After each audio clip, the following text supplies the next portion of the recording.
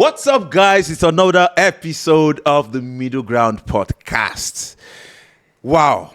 So, it's been a while. Thank you, everybody, for watching our videos, following us on our socials. If you have not subscribed, Curves, I think this is an opportunity for us. And by the way, I have Curves on set. Hi, hello. Welcome back. It's been a minute. So, do you want to explain the reason for your absence? No, I choose not to explain it. It's been spoken about behind the scene. Let's just leave it like that. Just the point is, I am back here, and it's good to be back. And thank you very much for checking up on our videos, watching, liking, subscribing, and also sharing with your friends and families and loved ones, and those you even hate. Yes, that's that word. Anyways, back to you, Wale. Really? Yes. Anyway, look, thanks to everybody that have been supporting one way or another, and please keep supporting. Let's see. So, the Royal Mind TV is over 400 strong, and we are counting on you guys to please help us take it to, higher heights, higher numbers, and we can do this, can't we? Yes, we can. Yes, we can. Thank you very much. So, on this episode of the Middle Ground podcast, it's a special. Now, drum roll, please. It's a special, and I'll tell you why it's a special. So, I'm going to do a small background on how we arrived at this episode. We arrived at this episode because of one topic lots of us don't like talking about. Yeah, so when you hear things like security is everybody's business, we now look at it like you are selling cashew. Then, business now, you're selling cashew nuts or you're selling granuts in a bottle or something. Okay. But security is actually everybody's business. And as much as it is everybody's business, it's some people's job. Yes, definitely. And that's why we're doing a special. We're doing a special because of the Armed Forces Remembrance Day. Mm-hmm. And this is from us to all Armed Forces members and rank and file and officers and staff and everybody. We are saying thanks for your service. Una they try. Thank you for everything you're doing. So, Sheon. Yes, please. So you see the way that it's our business to wake up in the morning as broadcasters. Mm-hmm. You're a broadcaster. I'm a broadcaster. It's just that we do different things. Yeah, we do different things, but at the end of the day, we're passing out information. We're passing out information. So as broadcasters, when you wake up in the morning, you have your routine. You just wake up in the morning, pick up your phone. You want to check social media, what's trending, what's happening, the news stories. Yes. And you do your research before you go on air. Do you know that there are some people that their job is to wake up in the morning like, Omo, and they go work. And you tell your family, bye-bye. And it's not guaranteed that you can that come. Be back. Now, so the thing is this. It's not guaranteed actually that anybody is coming back. Yes, even you who wake up, we journalists, it's not guaranteed that you would go and cover a particular beat and then you come back safe. Yeah, because sure. They always make fun of these things. They say everything is ready to kill you in Nigeria. And get ready to die too. But it's more peculiar to be a soldier, an army, navy, Air Force, whatever it is. So, definitely. in commemoration of the Armed Forces Remembrance Day, we have decided to search out a rare gem in the Nigerian military. And, ladies and gentlemen, allow me to introduce. Let me introduce. AKA, Ejeke introduce. That should tell you it's serious. Quite serious. So let him introduce. Please do introduce. Air Commodore Abayomi Balogun. Yes, please. Thank you very much. It's my pleasure. Thank you very much for coming, sir. My pleasure. In a very short notice. Yes. Thank you very much. It shows how patriotic you still are. And he's retired, by the way. Yes, he is. And he retired 2004. 2014. 2014. Yes. Thank you. I'm sorry. December. Pardon me, please. December 2014. Yes, tomorrow is my retirement birthday. Whoa! That's a good one. That's a good one. So I said party. Not yet. Are we invited? Even Yeah, if you. one? Yeah, I will invite you guys. Thank you very much. Thank you very much, sir. So let me Okay. tell you a bit about General Balogun here.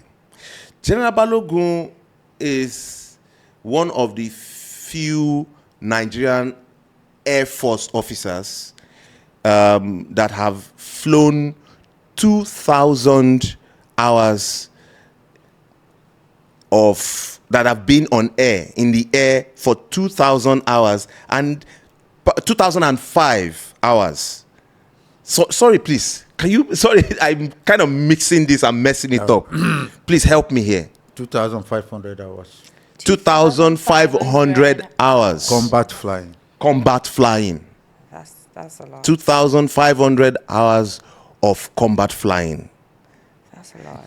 If you have an Air Force person in your family or as a friend, ask them. They will tell you how big a deal that is.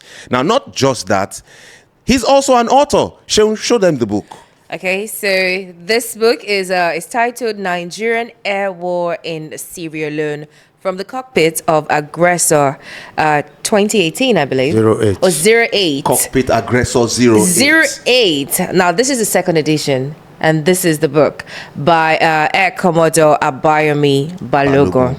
So if you'd like to cop the book, this is it. Yes. So we'll tell you how to get the book. Now, among all his feats, this is the one that attracted us the most. He has an NGO called Green Heroes Foundation. Now, what Green Heroes Foundation do is they cater for the needs of veterans, war veterans, soldiers, and the likes. And so we're going to be, in commemoration of all the armed forces of all the Nigerian armed forces, we will be talking about what General Balogun is doing for the armed forces, especially the veterans. So, General Balogun, thanks for coming once again. It's my pleasure again. Yeah. So, quickly. Yeah. But firstly, thanks for your service. Thank we you. really appreciate everything you've done for us. Thank you. When we were talking, somebody said, he's a Yoruba man. I said, Really? That's somebody's me. I said, you see, these people like this they are no more Yoruba. They no be Yoruba. These are the kind of people you call Nigerians. These are Nigerians. These are the Nigerians. They don't say tribes. They don't see ethnics and whatnot. No. So, thanks for your service to this country. Thank you. I wish I can. I can Give him a hug. No, not give him a hug. Like, I wish I can beat his records. You know, this kind of Messi, Ronaldo. In La La Land, maybe. Okay, so General Balogun, Yes. quickly. Green Heroes Foundation. Yeah. What is it about? Okay.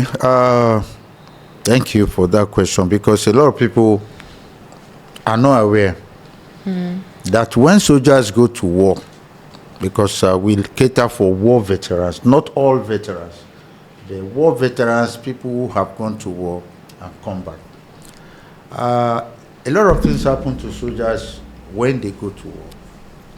And the most challenging one is the psychological effect of the war, the trauma they have passed through for the survivors, the one that will survive and come back home. Most times they are never the same.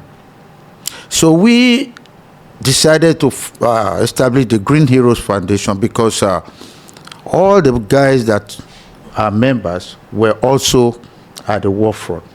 Okay. Various wars, and we understood what happened. So we felt, okay, if the government is not doing what we expect them to do, we shall complement the effort of the government and try and look after these soldiers. And in other climes, when soldiers go to war and come back, they are never allowed to mix with the civilians immediately. Why is They that? must be catered for. They must be psychologically counseled to determine whether they have any of these psychological illnesses before they are allowed to mix with the civilians. But here, yeah, we do. The army does something, but for me, they are not thorough. So we decided to establish this NGO, at least the one we can afford. We look after them. We have psychologists among us. We have nurses. We have doctors. So we try to give them what we feel they need before integrating into the society. So that was the thought behind the NGO, Green Heroes Foundation. Okay, so now, when you say you cater for them, what does that mean? It's like, I'm a layman Yeah, when go it ahead. comes to military terminologies and Yeah. all. When you say you cater for them, what the picture I have in my head is you give them food, you give them house, you give them clothes. Probably provide them give with medicines, you set them up, future purposes. Yeah, our team actually is to provide care and support for war veterans and their families in times of need. War veterans and their families in times of need. Why? Because when the soldier goes to war and come back, even when he's at war, he's not the only one that is at war. The wives are at war, the children are at war, because the breadwinner is not there. He is not there to stand as the father for the children. So the woman that is left at home, has to take on the burden of looking after the children until the man gets back. And if the man does not come back, it still becomes the woman's responsibility to look after the home. So we felt we won't look after the soldiers alone, both the wives, if the husband is alive, the widow, if the husband is not alive, and the children. So that's all we'll be doing. We have a temporary hostel in Zone 3, where we take care of such people who are in need. And later we had to establish a warehouse in Mami Market in Abacha Barracks, Mogadishu Cantonment, where we started. People supported us and we stocked the warehouse for those guys that are in need to go to the warehouse and ask for their needs on monthly basis. Unfortunately, we couldn't sustain it. It lasted for like 18 months and it shut down. Though the warehouse is still there, we are hoping one day we will be able to resuscitate it. Wow. So from this now, what it means is this: you're not getting support from anywhere. Yes, occasionally we get support. Like when we established the warehouse, the then wife of the then chief of air staff unveiled the warehouse and supported, and some other people supported. But all that were one-time support. One time. Is it a case of you did not go back? We tried. Advocacy, we talk to people, but see, what we are talking about is not a lot of people that are aware of what soldiers pass through and what becomes of them after serving the nation. So they really don't understand that. They don't see the reason why they have to contribute to such a cause. So we are keeping hope alive, and we are hoping that with more advocacy, Nigerians will understand. Because especially there's an illness that soldiers who go to war pass through, which is called post-traumatic stress disorder. Post-traumatic stress disorder is something that occurs to soldiers after they have passed through a lot of traumas. Now, coming back to the society, what happened to them? They relive those trauma and then the experiences they have. And what happened? They become bullies, and that's why you see soldiers bullying civilians on the road. You people will not understand. It's not their fault. Sometimes you need to look at them and say, I pity you, sorry, thank you for your service, rather than abusing them, because they are not doing those things just by themselves. They have psychological challenges, which we must understand.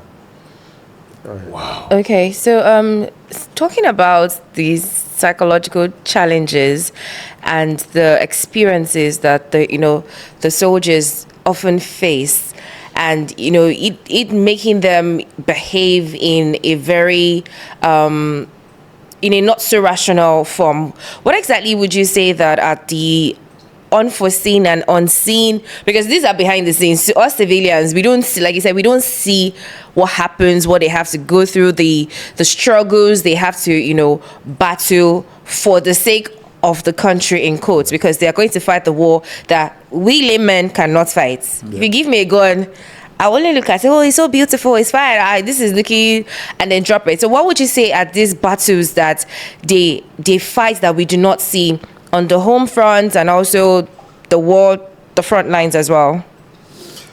Oh, okay. When soldiers go to war, there are two categories of injuries that they suffer from. They suffer from the physical injuries where all of us can see. One arm, one leg, things like that. On a wheelchair. But there are other silent injuries of war that you can see.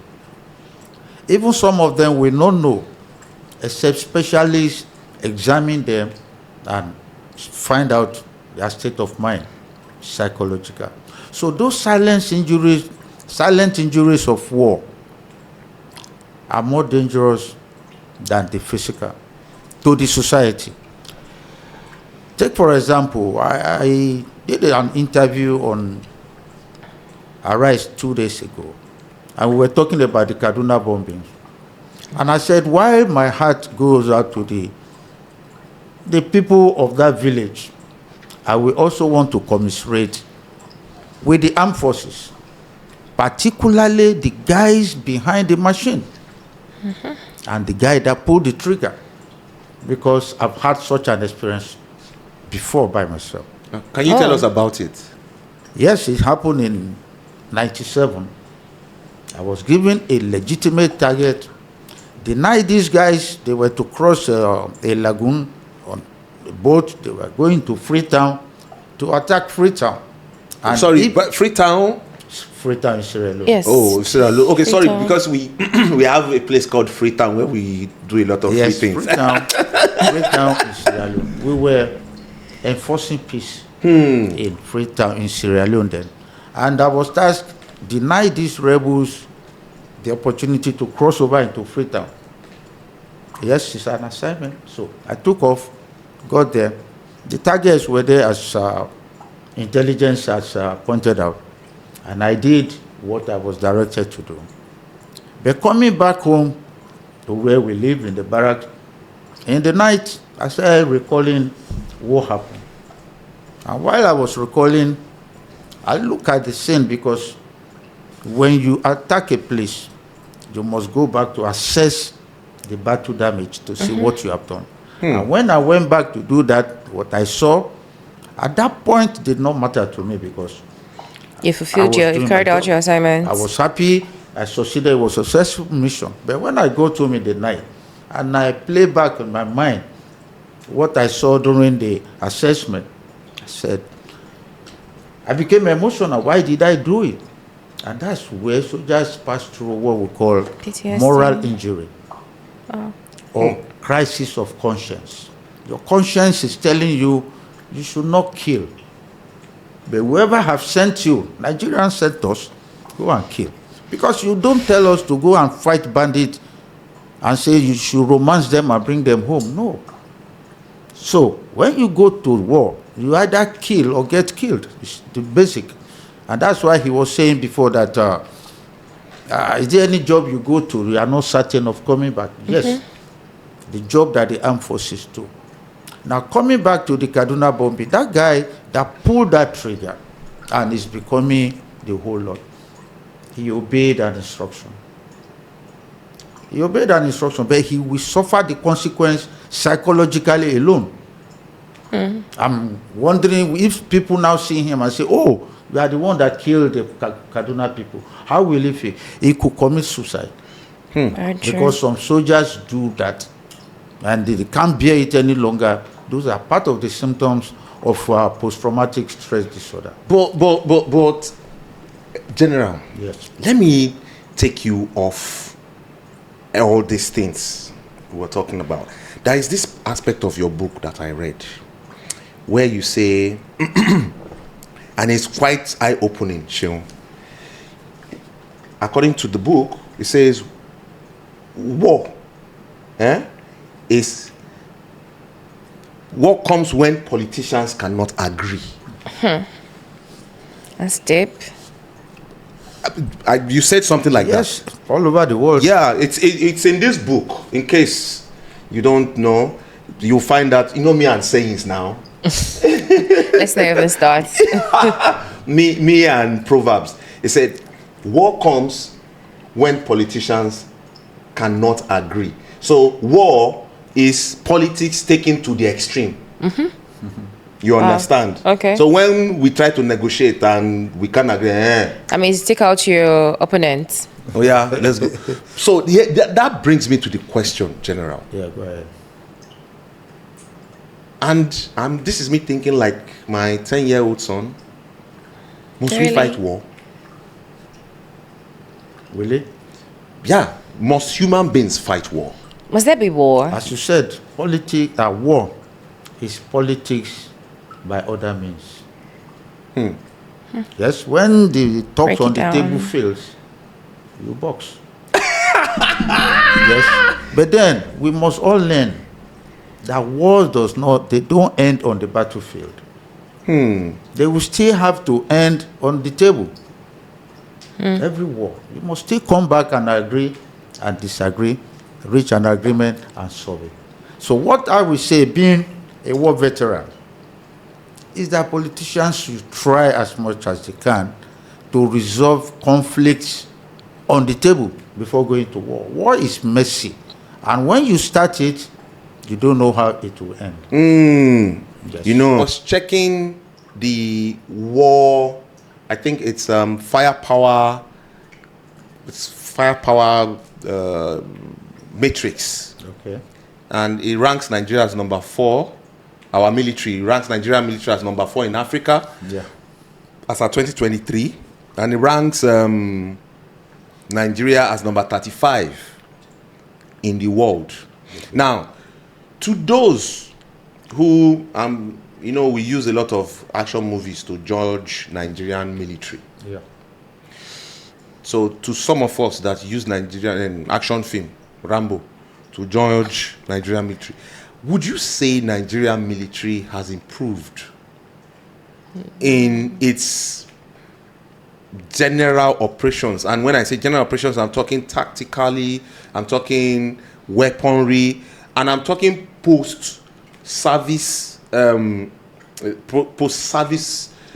operations. And post-service is part of what you do. I would regard the Green Heroes Foundation as a post-service institution. When you put all these variables together, how well would you rate Nigerian military? For now, at least I can compare when I was in the service and what we have now. Okay. The Nigerian Armed Forces have advanced so much than what we have now. Like that drone attack, what was drone to us when we were fighting war? So there was no drone. That was not drone. There were no intelligence aircraft. We have to see with our eyes. But today, the Nigerian forces have drones that can go to anywhere, see what is happening, report back, record it. We didn't have that. Even the platforms that we have to operate, today there are so many. In fact, compared to when we fought in Liberia and Sierra Leone from 1990 to 2009. What? Wait. 1990 to 2000. No, That's no, 10 no. straight. 1990. 1990 to 2000 and No, to 1999. that's 9 That's years. 9 years. 10 years. 10 years. 10 years before we finally pull out of both Liberia and Sierra Leone. We first went into Liberia to stop the genocide that was going there. And it was a peacekeeping mission. But when we got there, there was no peace to keep. So we had to enforce peace. The same thing happened in Sierra Leone in 1997. That day, after the coup, there was violence, there was everything going on. We had to go there to enforce peace. And this is what I would like to say, that people don't know. When we deployed to Liberia in 1990, yes, we were peacekeepers, but we had to become peace enforcers. At that time, the UN had not given us the permission to enforce peace. So, but people were dying. The foreign nationals, the Americans, the British people were coming to Liberia and evacuating their citizens. But we chose, Nigeria and the ECOWAS said, no. Rather than evacuating our citizens, let's make the place safe for everybody. So we had to enforce peace, starting in September 1990. We were the first in the world to do that. The next set of people that enforced peace in the world was America and the coalition in Iraq and Kuwait in 1991. Which I think you flew. I didn't fly there, but I was part of that. I was Chief Air Operation Officer.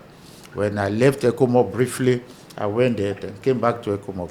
Now, they enforced peace, according to them, in Iraq, Kuwait. That was first peace enforcement, which the UN gave them permission to, under the UN Charter 7, peace enforcement. But when we enforced peace in Liberia first, we were not given the permission, and nobody has captured it, that Nigeria was the first, Nigerian-led ECOMOG were the first to enforce peace.